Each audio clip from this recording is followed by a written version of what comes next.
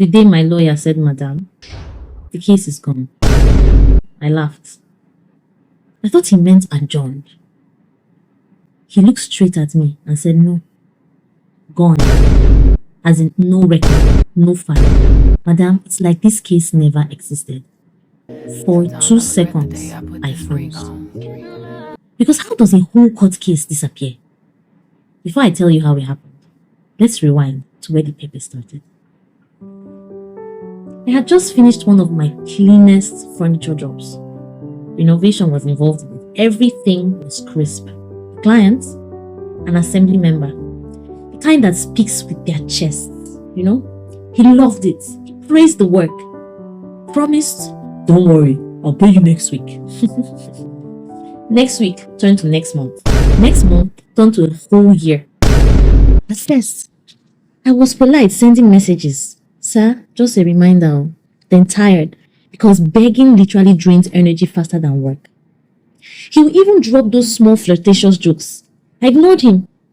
Because if I answered, he would pay me with some sort of compliment instead of cash. That was the day I told myself, Rosa, you sound too nice to be taken seriously. If you've ever chased money that already belonged to you, tell me how you stayed calm. Finally, progress. We went to court. He promised to clear this bill in 3 months. In the first month, he paid a huge portion. I said, God has done it all. I told my staff, it is settled. We even smiled over lunch that day. But apparently, God had drama to direct in this story because that first payment was all he did. About a year later, his number flashed on my phone. I picked up thinking he wanted to pay me the balance. He said, Rosa, I've sold that house. I said, sir, congratulations. My brain whispered, wait, you sold the house I furnished, but my money still trapped inside. I just stared at the phone. You know that laugh before you cry kind of laugh? You know that laugh? I laughed small, because if I didn't laugh, I might have screamed. Have you ever smiled just to hide your anger? Tell me in the comment section, because my smile and my giggle nearly finished me.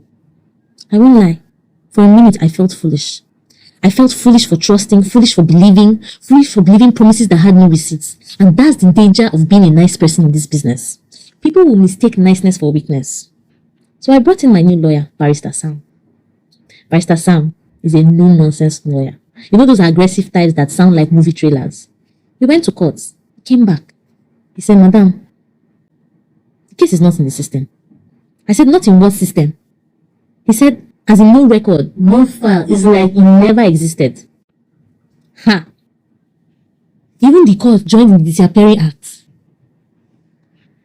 I didn't even call the old lawyer. That one had already changed mouth mid-deal.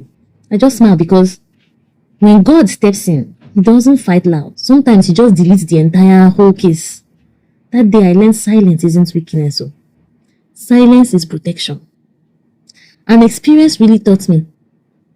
I used to think that if I was too firm, clients would run away.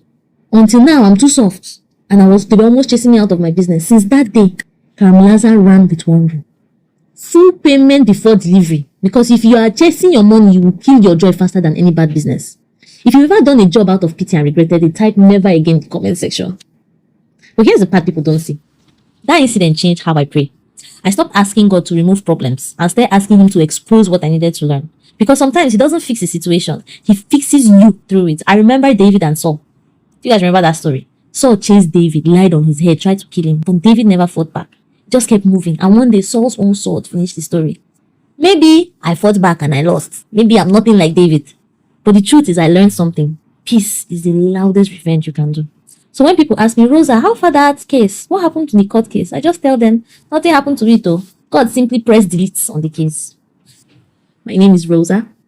I build things. I lead people. And now I build boundaries too because peace pays longer than any project. Ciao. And see you on the next episode of Lead Her.